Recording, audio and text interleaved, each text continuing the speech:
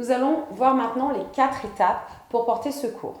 Nous allons voir la première étape qui consiste à protéger. Protéger qui? Ou la victime, ou les gens qui sont autour de cette victime, ou bien entendu vous-même. Pour ce faire, on va positionner cette carte sur le plan d'action qui est derrière nous.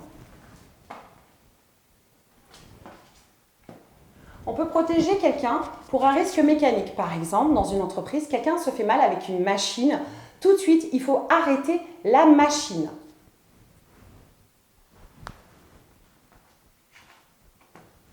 Il peut y avoir aussi un risque électrique. Par exemple, une électrocution. À ce moment-là, il faut aller couper le compteur.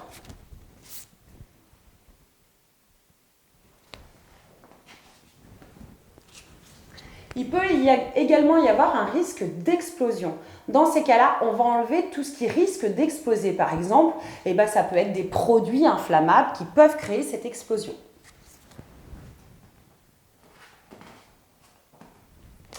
Et puis, le quatrième, ce sera les gaz toxiques qu'il peut y avoir dans une entreprise.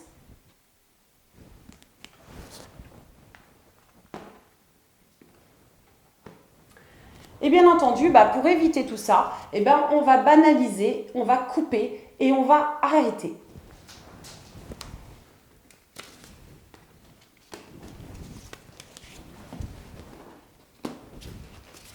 Et puis bien entendu, s'il y a du gaz, on va surtout évacuer la victime et nous-mêmes.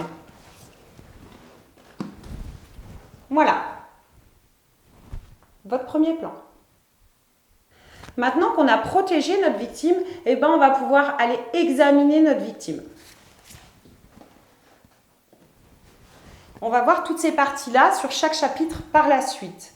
Une fois qu'on a examiné notre victime, on va être à même à tout de suite téléphoner au secours. Alors, ou vous appelez vous-même, ou vous faites appeler, c'est très important. Il y a des informations à retranscrire, par exemple, le nom de la victime, ou encore le lieu où les secours peuvent venir. Et puis, bien entendu, connaître les numéros indispensables pour prévenir les secours. Nous allons pouvoir passer maintenant sur la partie intervention. Maintenant que vous avez protégé votre victime, que vous l'avez examinée et que vous avez prévenu les secours, vous allez pouvoir appliquer les gestes d'urgence. Nous allons les découvrir ensemble tout de suite.